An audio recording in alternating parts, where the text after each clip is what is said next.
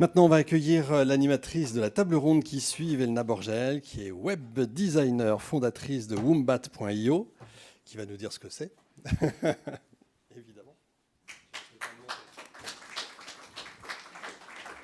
Bonjour à tous. Bonjour Velna. Bienvenue, merci d'être là. Vous êtes nombreux, c'est impressionnant. Avant de faire venir sur scène mes compères, je vais vous dire pourquoi on est là et me présenter. Donc, je suis Velna Borgel. J'ai créé Wombat.io, qui est un annuaire de tribus de freelance, donc tout ce qui permet de les fédérer. Et si vous gravitez un peu dans l'écosystème freelance, vous avez dû entendre parler de collectifs, de communautés. Et si ce n'est pas le cas, vous êtes vraiment, vraiment au bon endroit, parce que c'est ce dont on va parler aujourd'hui. Pour ma part, j'ai vu émerger ces deux modèles ces dernières années avec beaucoup de joie, beaucoup d'enthousiasme, pour en avoir eu moi-même besoin.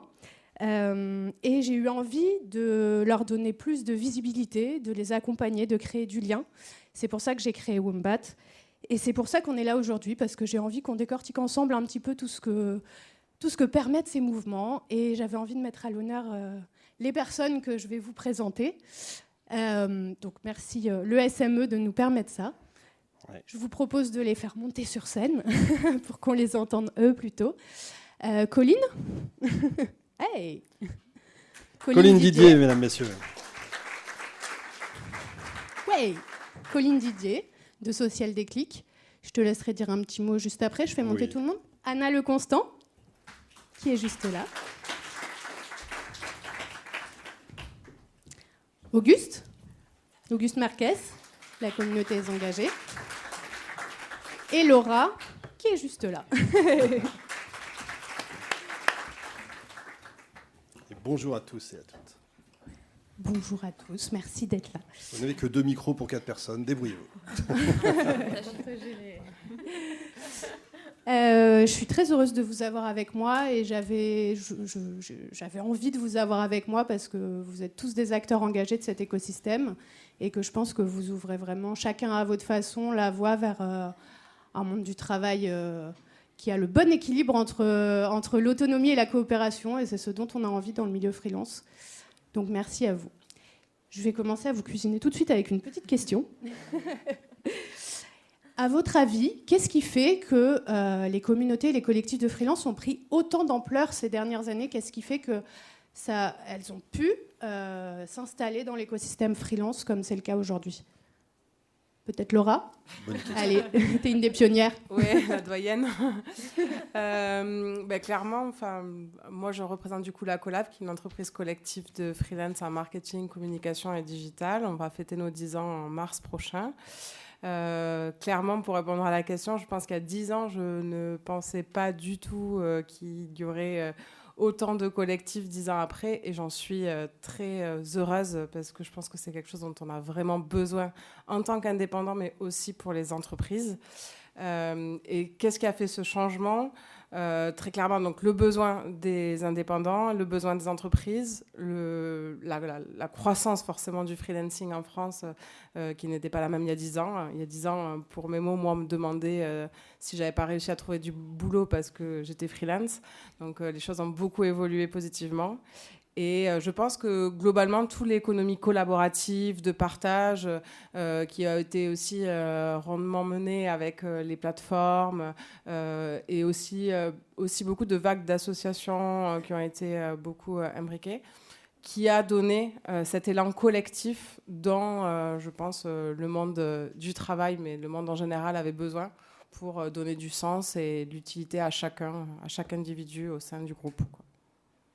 Merci Laura. Quelqu'un d'autre ? J'ai une petite question avant. Oui. Je ne sais pas si tout le monde sait ce que c'est un collectif. Justement. Voilà. Justement, c'était... C'est un métier. Vas-y. Mais justement, c'est ce que je voulais, après avoir donné un peu de contexte sur comment on en arrive là. Est-ce que vous pourriez, en une phrase, nous donner une définition d'un collectif et une définition d'une communauté ?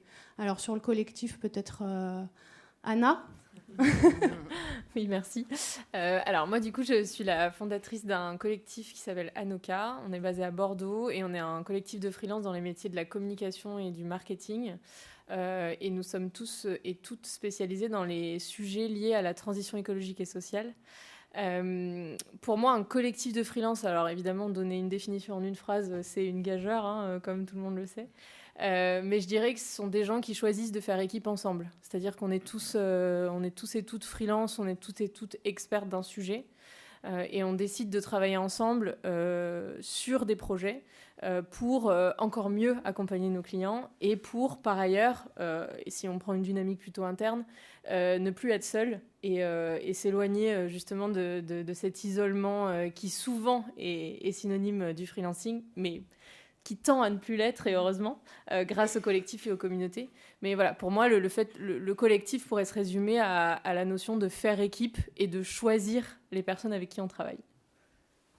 Super. Et sur l'aspect communauté, Colline, peut-être ? Ouais, donc moi, c'est Colline, la cofondatrice de Social Déclic, une communauté de freelances engagés, une expérience pour les freelances engagés qui souhaitent mettre plus de sens dans leur mission. Et moi, sur la partie communauté, je trouve que c'est dur de dire en une phrase, effectivement. Et moi, c'est plus des images qui me viennent. Moi, je le vois un peu comme un espace de coworking virtuel, parfois, un endroit où on se retrouve pour parler de travail, mais on se retrouve sur des valeurs, sur des sujets. Et je le vois aussi beaucoup comme un réseau pour effectivement se sentir moins seul. Parce que j'aime bien ce que tu disais, nous, on dit souvent ça, on ne choisit pas forcément ses équipes quand on travaille en CDI. Pour le coup, en freelance, on peut choisir un peu ses équipes, on peut choisir avec qui on a envie de travailler, avec qui on a envie de s'entourer. Et ce n'est pas forcément des gens avec qui, d'ailleurs, on va collaborer, mais c'est des gens avec qui on va potentiellement partager des idées, s'entraider, se former, partager ses compétences aussi. Donc pour moi, c'est je dirais un peu un mix entre un espace de coworking virtuel et vraiment un réseau. Super. On va rentrer plus dans le détail après sur les différences et les complémentarités de ces deux formules. Qu'est-ce que je voulais vous demander ? C'est vrai, j'ai mes petites notes, je triche, excusez-moi.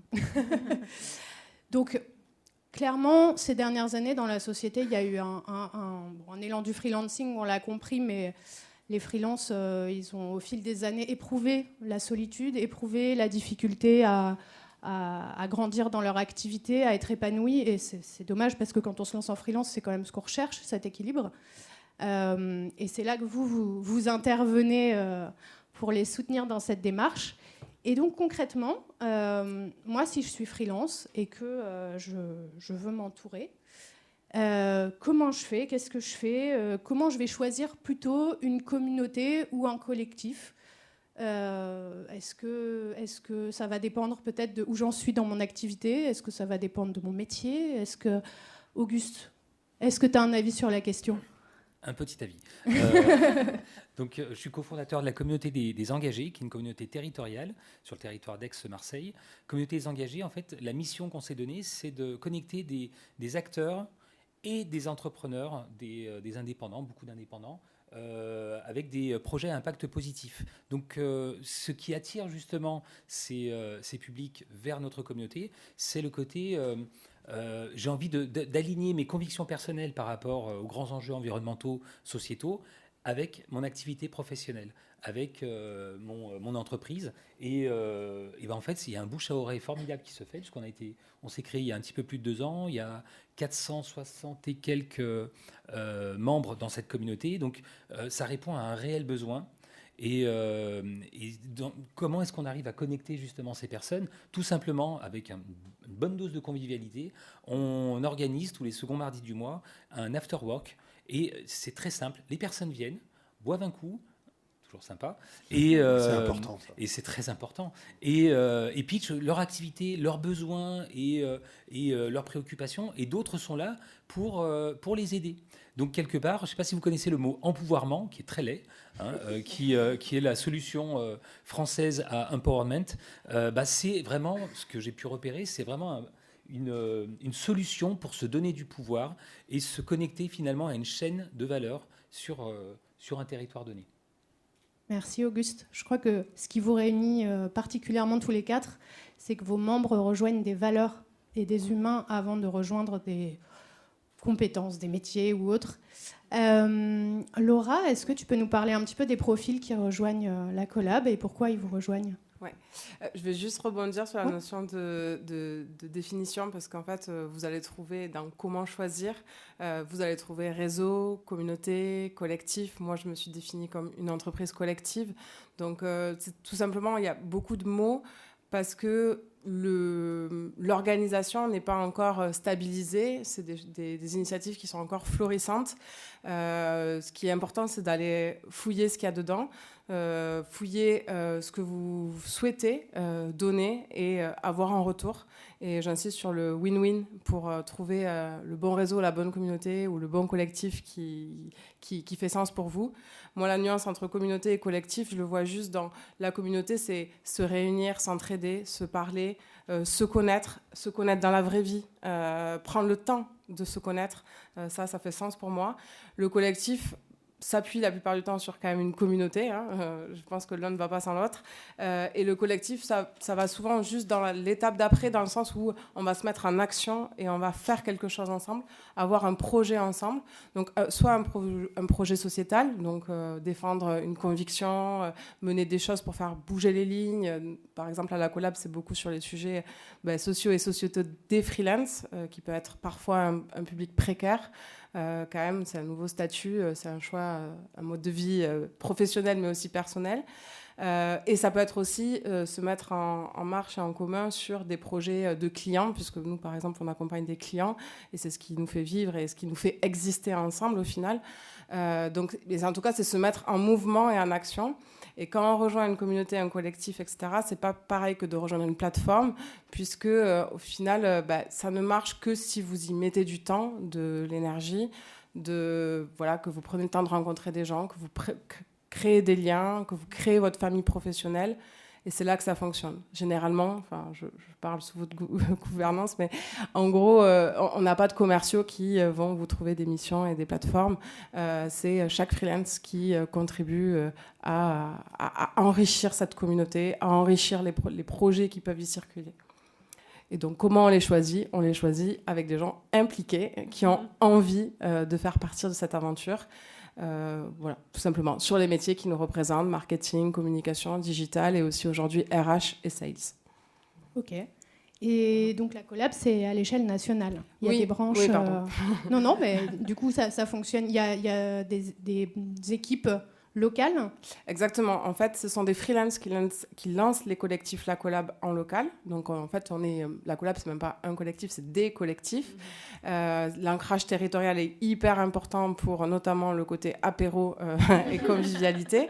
En fait, pour vraiment se connaître et pour faire vraiment commun, il faut passer du temps ensemble, il faut avoir envie de travailler ensemble et faut s'apprécier. Donc du coup, nous, on a eu le parti pris de créer des collectifs en local. Donc on est à Toulouse, Marseille, Paris, Lyon, Nantes et Bruxelles, qui est le petit dernier de cette année. Que des endroits où on mange bien, finalement. Aussi. C'est intelligent, Aussi. finalement. C'est ça.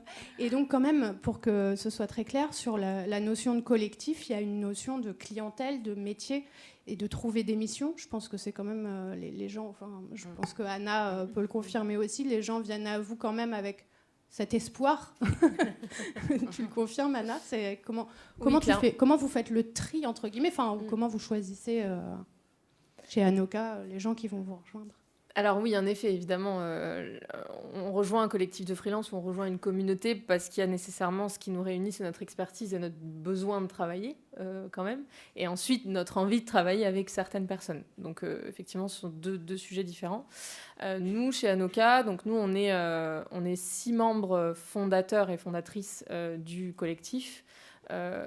Et on a ce qu'on appelle un deuxième cercle, c'est-à-dire le reste du collectif, donc une dizaine de personnes qui choisissent justement de travailler ensemble et qu'on a intégré donc depuis un moment maintenant.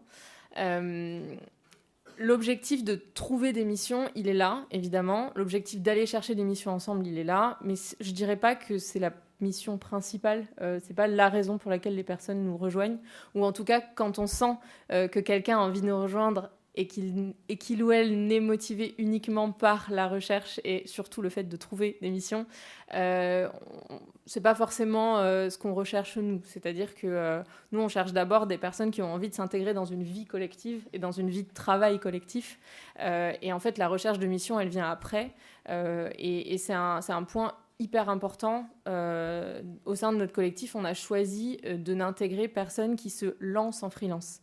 C'est-à-dire que les personnes qui ont intégré Anoka parce qu'on est ce qu'on est, c'est-à-dire on a choisi de se définir ainsi, on a choisi de rassembler des personnes qui sont déjà expérimentées à la fois dans leur expertise, le marketing, la communication, etc., mais aussi l'ancienneté au niveau du freelancing, parce que justement on n'est pas un incubateur, c'est-à-dire qu'on décide de ne pas former des personnes au freelancing, par contre on décide de rassembler des freelances, et le positionnement il est très différent.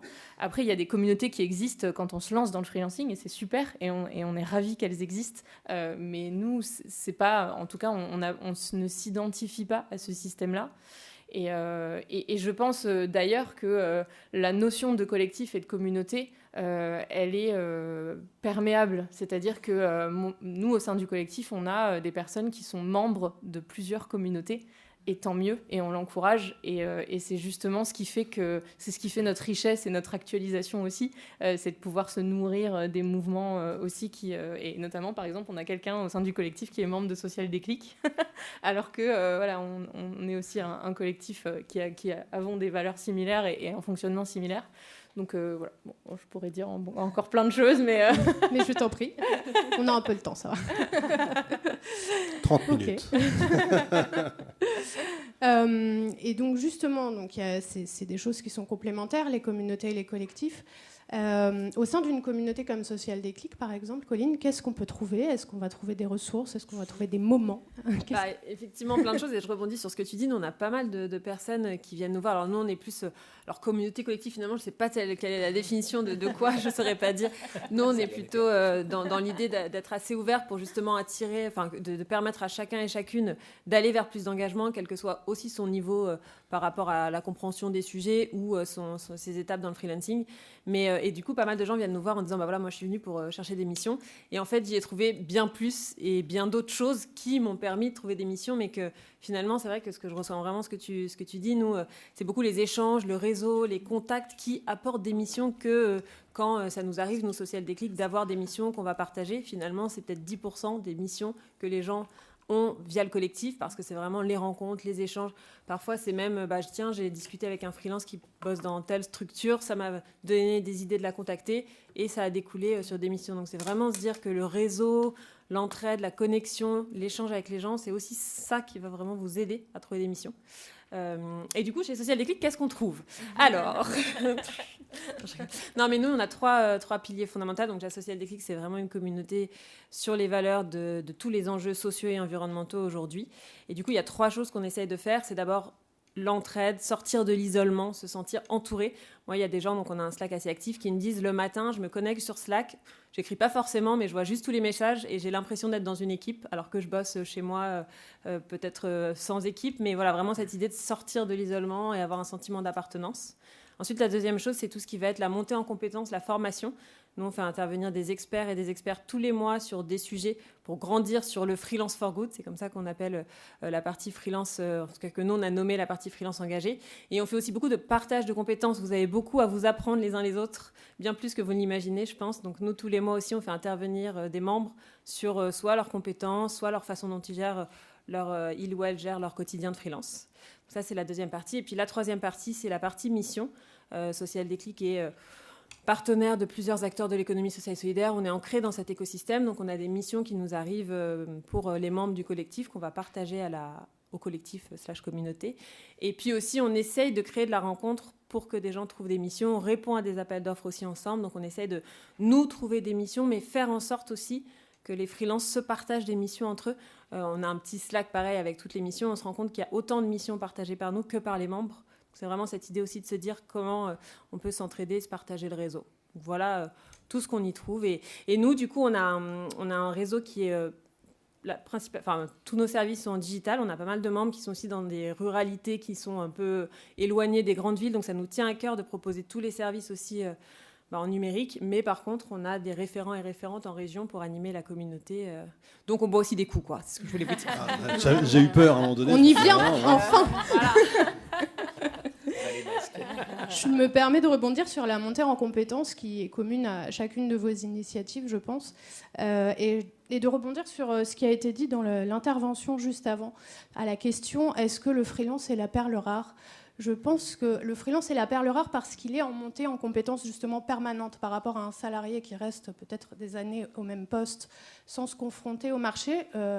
Le freelance tout seul ou le freelance au sein d'une communauté est confronté en permanence. Il est sa propre vitrine, il est la vitrine du collectif quand il en fait partie et donc est obligé de monter en compétences en permanence. Et c'est vrai qu'au sein de vos initiatives, ça va encore plus vite. Voilà, ça c'était ma petite intervention personnelle. Auguste, chez les engagés, comment ça se passe? Il y a des animateurs, des ambassadeurs qui organisent la vie de la communauté? Oui, alors on a parlé d'apéro. Alors je vous rassure, il n'y a pas que des apéros. On communique beaucoup sur nos événements. La communication, c'est toujours le nerf de la guerre, pour pouvoir justement attirer du monde, pour qu'ils puissent se retrouver par rapport... On a quelques mots-clés quand on parle d'engagement, quand on parle d'impact. Donc ces mots-clés sont des mots qui sont filtrants. On a déjà vu venir des personnes qui n'avaient rien à voir avec la choucroute et finalement on ne les voit pas revenir ensuite, donc ça marche plutôt bien. Et on s'est petit à petit transformé un petit peu en hub. Alors on a beaucoup de Parisiens, donc si vous voulez descendre dans le sud, vous pouvez prendre mon nom. On a beaucoup de Parisiens, on voit beaucoup de Parisiens descendre à Marseille parce que peut-être le soleil ou je ne sais quoi, et ils ont envie de découvrir l'écosystème local, de s'y intégrer, et ils ont envie de mettre de l'impact positif dans leur ADN, dans leur activité. Et pour ça, ils font quelques recherches, ils entendent parler de la communauté, ils viennent et ça leur permet de rentrer. C'est un accélérateur de réseau et un accélérateur d'intégration dans un écosystème. Et justement, parce qu'on avait ressenti ce besoin de découvrir l'écosystème, on a créé une mind map, en fait, qui est une carte de la communauté où on retrouve, en fait, par grande famille, on retrouve les acteurs de la communauté avec leur lien LinkedIn. Et c'est vraiment un accélérateur pour se connecter aux acteurs engagés et aux entrepreneurs engagés du territoire. Et voilà comment est-ce qu'on l'anime. Donc beaucoup de communication, des événements, de la co-organisation aussi avec d'autres acteurs. Il n'y a pas très longtemps, on a co-organisé avec Fashion Green Hub un rassemblement autour de la mode éco-responsable. Donc avec quelques mots-clés comme ça, on arrive à fédérer des acteurs d'un écosystème. Merci. Pour être un peu plus précis, alors on a compris que c'était complémentaire, qu'on pouvait rejoindre plusieurs communautés, plusieurs collectifs, un peu de chaque. Au moment de choisir, est-ce qu'il y a des choses précises qu'il faut regarder ou tester peut-être avant de rejoindre une de vos initiatives ou une autre? Voilà, peut-être des points de vigilance à avoir avant de rejoindre une initiative. Laura ? Je vais peut-être faire un peu redite, mais pour moi, c'est déjà être sûr qu'on vient pour les bonnes raisons. Je suis complètement alignée avec tout ce qui a été redit, mais c'est quand on décide de rentrer dans un collectif, c'est qu'on va vouloir s'impliquer, qu'on va vouloir y passer du temps, qu'on va accepter de partager. Donc, je pense que c'est un premier critère qui n'est pas des moindres, et je pense qu'on le répète beaucoup parce qu'on est confronté à beaucoup de gens qui n'ont pas conscience de ça. Pour ma part, à la collab, on est tous freelance. Je suis moi-même freelance, je suis consultante en marketing. Donc voilà, on est tous là pour s'entraider, et quand par exemple on me demande des missions, je leur dis est-ce que tu en as une pour moi, parce que c'est win-win quoi. Donc c'est quand même un mindset qui est assez différent, et donc ça je pense que c'est le premier élément. Et après quoi regarder, effectivement, si vous êtes très sur des sujets impact, RSE et exclusif à ça, effectivement il y a des communautés qui l'adressent particulièrement bien. Nous, la collab, on est entreprise de l'économie sociale et solidaire, mais on adresse tous les sujets. Il y a beaucoup d'impact parce que beaucoup de personnes ont envie de donner du sens et de l'utilité à leur quotidien, ce que je partage 100%. Mais on est beaucoup plus ouvert. Donc, regardez un petit peu ça. Est-ce qu'il y a des secteurs d'activité? Est-ce qu'il y a des métiers? Est-ce que vous allez trouver de quoi partager, de quoi enrichir ce qui est déjà existant? Parce qu'en enrichissant un modèle collectif, c'est sûr que vous vous enrichissez vous-même individuellement. Donc voilà, moi je dirais que c'est les deux critères. Ce pas des critères très, très arrêtés, mais je pense que c'est de l'essentiel en fait. Ok. Et je pense qu'effectivement, totalement alignée à 100%, cette table ronde avait vraiment été très bien construite.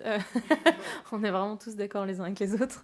Moi, je rajouterais sur la partie rejoindre un collectif. En fait, la définition d'un collectif, de l'extérieur, on a parfois l'impression que c'est 150 personnes, mais en fait, un collectif, ça peut aussi être 3 personnes. Et donc, moi, j'encourage vraiment l'intégralité des freelances en France à se structurer en collectif parce qu'en fait, on a tout à y gagner. Et donc, créer un collectif, ça peut aussi être juste avoir 2 personnes avec qui on s'entend très, très bien et avec qui nos expertises sont complémentaires et avec qui on a envie de travailler. Et en fait, à 3, on peut former un collectif et aller chercher des missions ensemble. Et nous, ça a commencé comme ça, en fait. Chez Anoka, ça fait 8 ans. Moi, je suis indépendante depuis 8 ans. J'ai quasiment jamais travaillé toute seule. J'ai toujours travaillé avec des personnes parce que je suis toujours allée chercher des expertises complémentaires à la mienne pour encore mieux servir nos clients et être utile à nos clients. Et à l'époque à mes clients et maintenant à nos clients.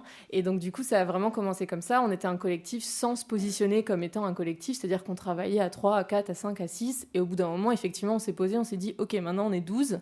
Est-ce qu'on se structure vraiment et est-ce qu'on met des process? Et Camélia, qui est dans la salle aujourd'hui et qui fait partie d'Anoka, est totalement témoin de cette phase-là.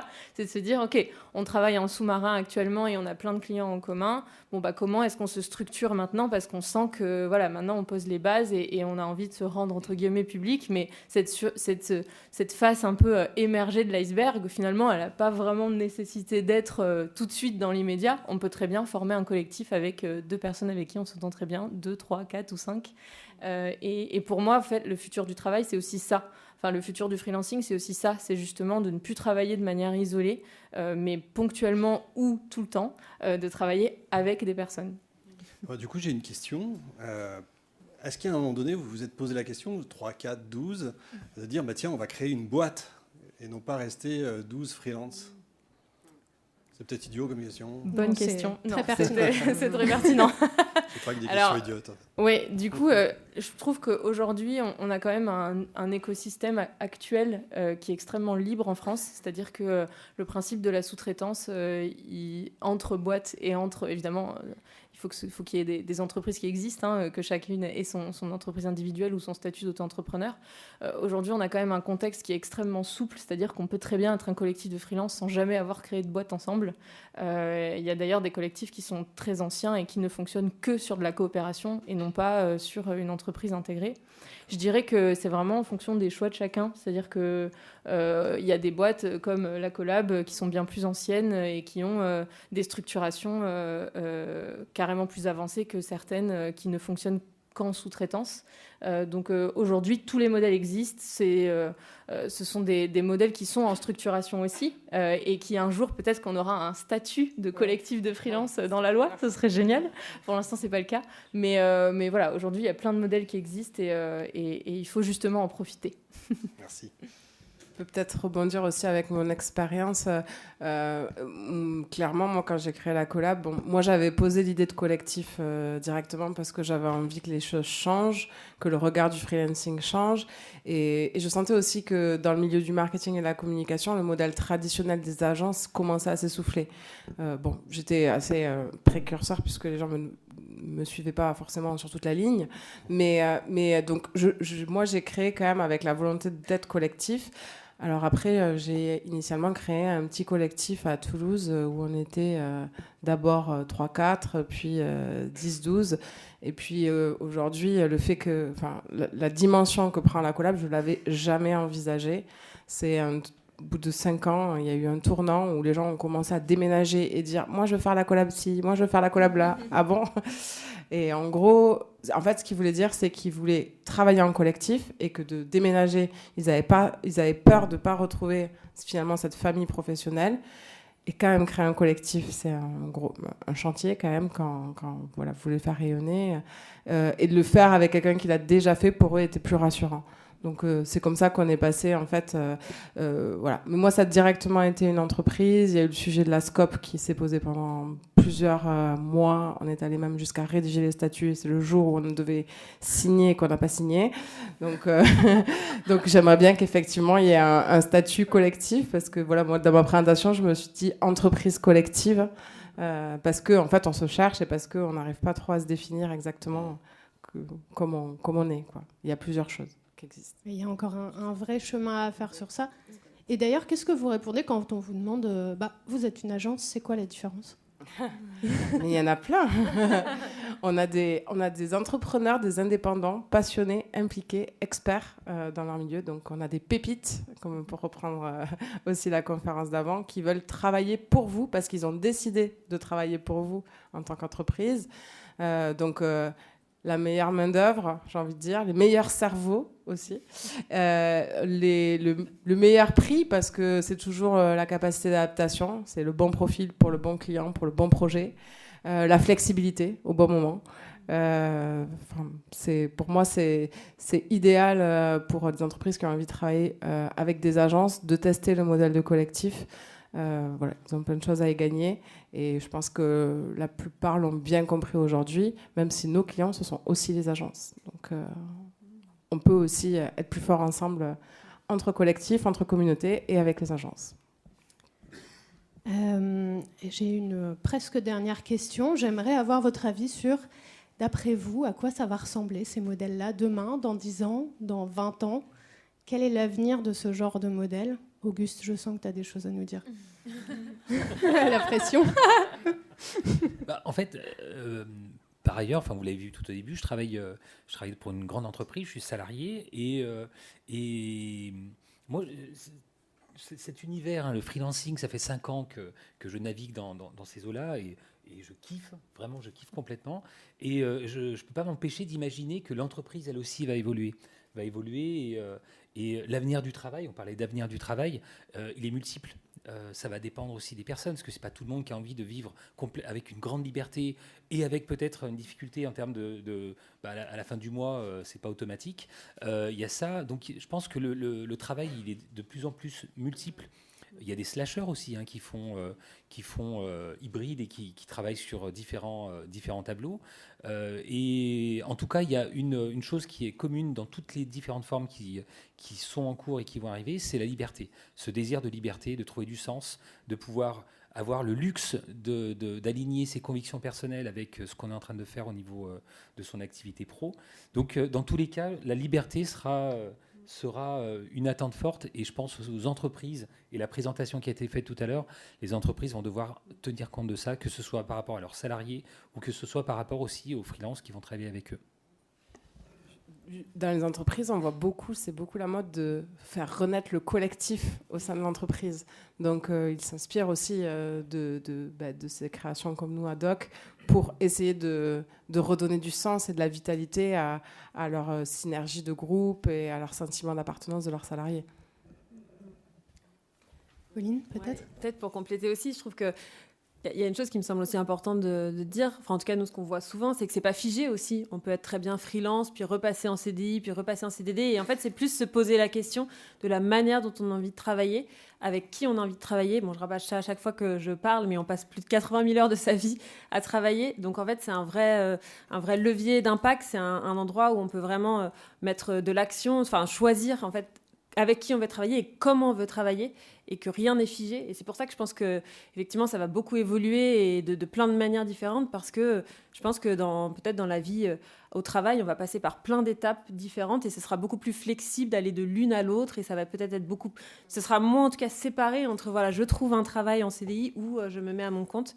Moi je le vois beaucoup plus mélangé, mixé entre les deux, quoi. Anna, si tu veux compléter. Oui, du coup, je suis d'accord avec tout ce qui a été dit, évidemment. Et je rajouterais, je pense, sur une vision un peu prospective du freelancing. Pour moi, je pense qu'on va aller vers encore plus de structuration et encore plus de protection. En tout cas, j'espère. C'est un vrai vœu pour moi. il y a 10 ans, on n'imaginait même pas pouvoir acheter son logement ou carrément même louer un appart en étant indépendant. Aujourd'hui, c'est pas tout à fait réglé, hein, on a encore un peu des difficultés, mais au moins quand on va à la banque, on passe pas pour un ovni, ou en tout cas moins qu'avant. Quand on est indépendant, on est un peu pris au sérieux, hein, quand même, un peu. Ça dépend qui, mais voilà. Et du coup, je pense que dans les prochaines années, on n'aura pas d'autre choix, et c'est un on très collectif, mais on n'aura pas d'autre choix que de sécuriser et d'aller vers plus de protection du statut, entre guillemets, de freelance, même si on n'a pas de statut encore qui le définisse vraiment, en tout cas dans son entièreté. Mais voilà, je pense qu'on n'aura pas d'autre choix que d'aller vers ça. Et nous, on a vraiment besoin de cette structuration et de cette protection pour justement pouvoir envisager ce statut dans toutes ses potentialités qui peut permettre, c'est-à-dire de pouvoir effectivement prendre un CDI, redevenir freelance 3 ans plus tard, et puis faire les deux en même temps. Il y a une conférence d'ailleurs sur ce sujet-là, le fait d'être en CDI, d'être salarié et d'être freelance aussi. Donc voilà, pour moi, il y a vraiment cette notion de, dans les 10-20 prochaines années, on a ce besoin-là, et je suis sûre qu'on va y arriver. D'être finalement un peu comme les autres et de plus être à part en étant dans l'écosystème de freelance. Comme les autres, mais en gardant l'unicité qui fait les freelances, sans tomber dans une structure d'entreprise du coup comme on la connaît aujourd'hui. Peut-être peut-être qu'on verra émerger un système de guildes ou de ce genre de choses où les communautés seront un support rassurant aussi pour les clients, voilà, oui, où on voudra tous appartenir à une communauté, quoi qu'il arrive. Oui, et puis une notion aussi de défense des intérêts communs et de pouvoir avoir un poids et face à une administration ou voilà, des politiques publiques qui souvent nous oublient en fait dans la constitution des différentes lois.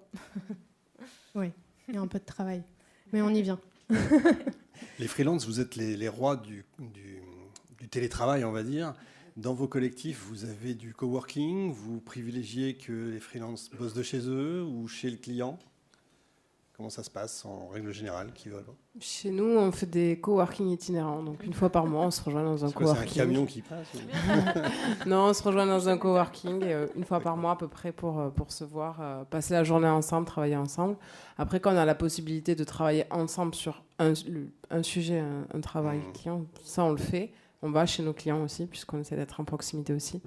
Mais on n'a pas de coworking. Et on l'a testé, le modèle d'avoir des bureaux. Ouais. Et non, les freelances aiment trop être chez eux. Ils aiment sortir ponctuellement et pas toujours au même endroit.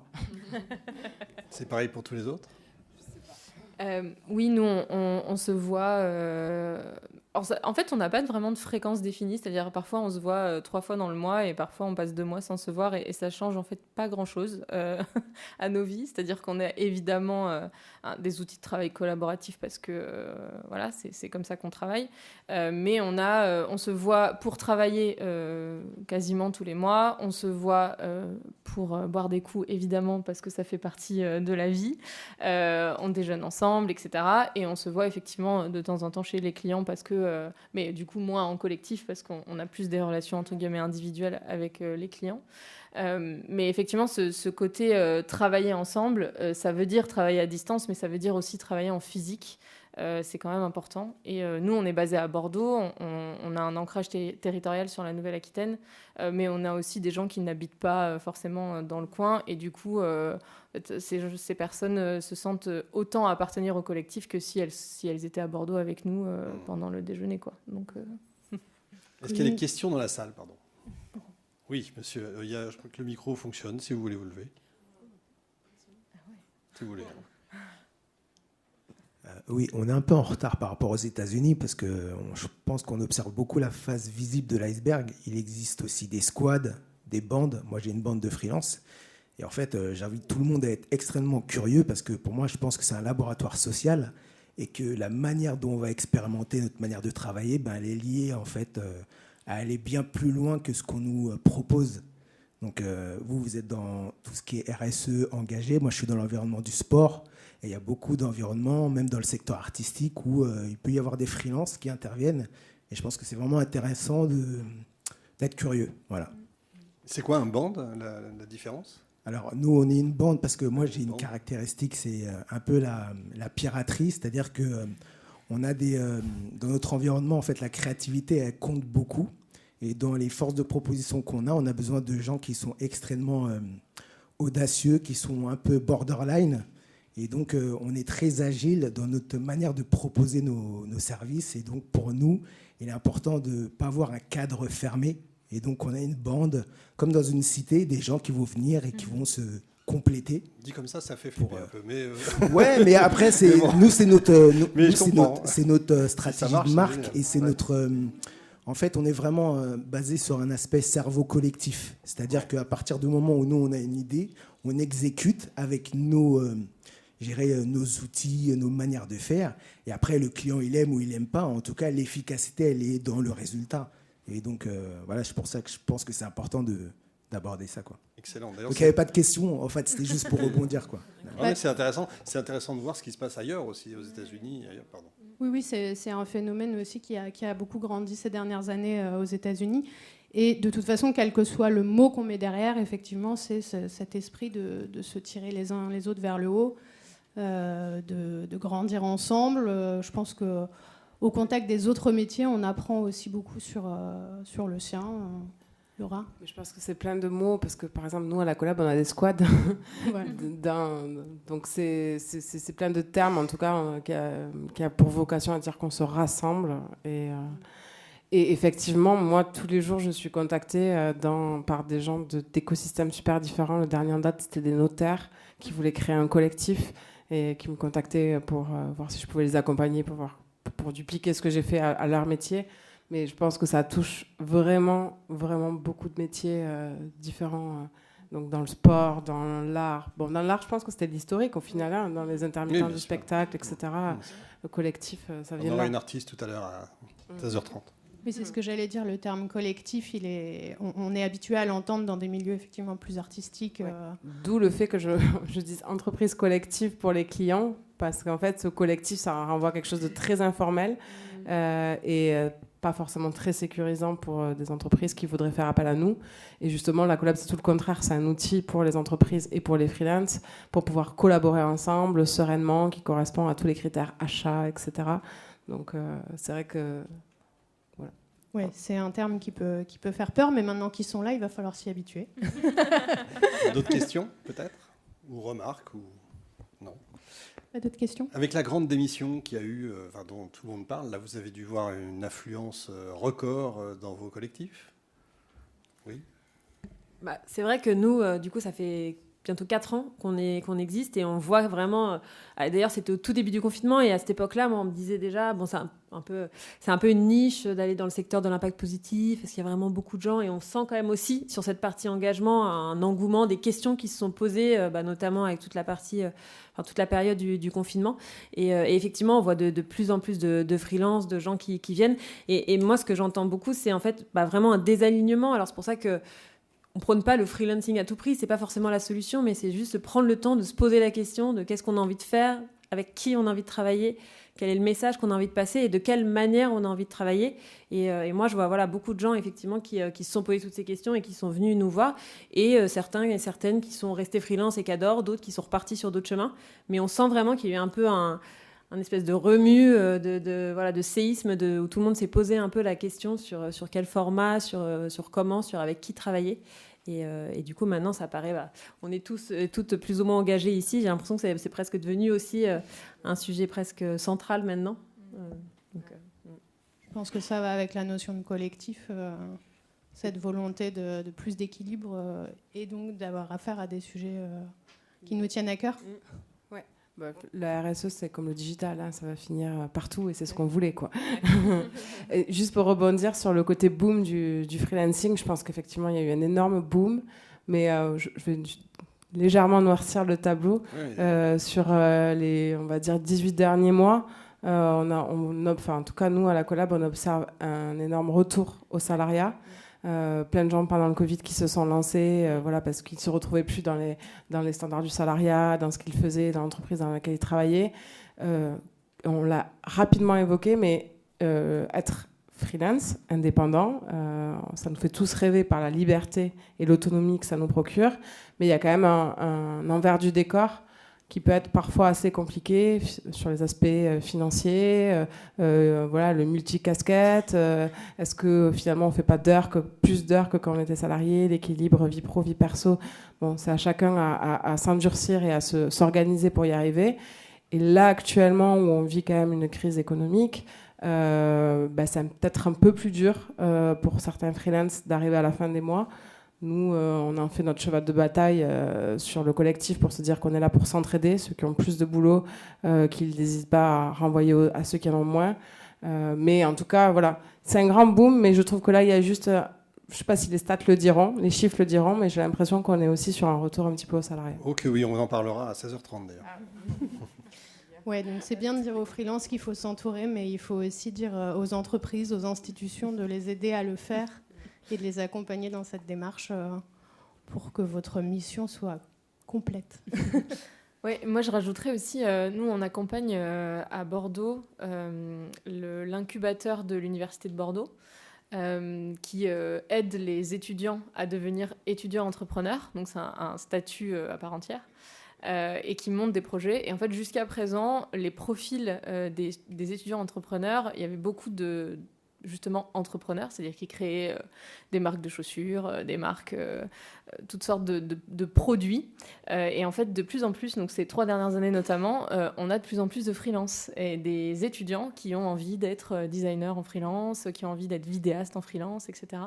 Et c'est une vraie tendance que j'observe moi personnellement. Et du coup, on travaille de plus en plus avec eux aussi, parce qu'en fait, c'est des étudiants qui sont d'une autre génération et qui, du coup, ont des pratiques qui bouleversent totalement les nôtres. Et on trouve ça absolument génial. Et donc, c'est une vraie tendance, clairement, je pense, qui apparaît au fil des années et qui va s'ancrer de plus en plus. Et ces personnes, ces étudiants, n'ont jamais travaillé dans aucune entreprise. Et donc, au bout de 3 ans de freelancing, par exemple, ne connaissent pas un autre environnement que celui-là. Et ça ne veut pas dire qu'ils vont être freelance pendant 25 ans. Hein. Il y en a qui retournent au salariat, il n'y a pas de souci. Mais voilà, le freelancing, c'est pas forcément devenu quelque chose qu'on fait une fois qu'on démissionne. C'est aussi peut-être juste une entrée en matière dans la vie professionnelle. Et là-dessus, je trouve que c'est vraiment intéressant à observer de l'extérieur. Ils ne savent pas ce que c'est qu'un RTT, donc. Pas du tout. Il y a beaucoup de salariés qui ne savent pas non plus. Exact. Allez, Velna, il faut conclure. Alors, on va conclure. Je veux bien que chacun vous nous disiez comment on fait pour venir boire des coups avec vous, du coup. Vous avez 1 minute max. Allez, en 3 mots, comment on vous rejoint ? www.lacolab.com onglet freelance, mais c'est réel, vous pouvez vous présenter sur notre site internet, présenter votre parcours, vos motivations à rejoindre un collectif, et on vous invitera, nous, de notre côté, d'abord à un échange collectif pour vous présenter plus en détail la collab, et puis ensuite vous serez contacté par un freelance du collectif de votre ville ou de la ville la plus proche, qui pourra échanger pour mieux vous connaître et pour essayer de trouver des synergies. Et ce fameux premier projet qui va nous permettre d'agir ensemble, de travailler ensemble et qui vous fera entrer officiellement dans le collectif La Collab. Super. Les autres, très rapidement, on a vraiment 1 minute. Vous allez à la gare de Lyon, vous descendez à Marseille. Son numéro, c'est le 06. Vous pouvez vous connecter à mon compte LinkedIn. Ouais, et le conseil que je vous donne, sortez. Et là, vous êtes ici, donc déjà, c'est bon signe. Sortez, allez à des événements, rencontrez du monde et étendez vos horizons. Pour nous, pareil, hein, aucune originalité, anoka.io et sur LinkedIn aussi, on est actif à la fois sur mon profil et sur le profil du collectif. Et pour nous, il faut prendre la direction du bassin d'Arcachon et juste avant, on fait un stop à Bordeaux et on est chez nous. C'est pas mal aussi pour les huîtres. Colline. Et la redite, pareil, LinkedIn, n'hésitez pas à me contacter, socialdéclic.com, et nous, on est partout en France et aussi à l'étranger avec des personnes qui télétravaillent. Ils sont formidables, tous les 5. Merci beaucoup. Bravo, super. On se retrouve, il faut qu'on sorte absolument. On se retrouve à 16h25. Oui, c'est ça, 16h25. C'est l'amphi Havane. C'est vachement bien comme. C'est vachement. Amphi Havane Afnik. À 16h25. Et vous allez voir, il y a de quoi faire. C'est Juliette. De l'eau. Bon, voilà, je sais pas ce que je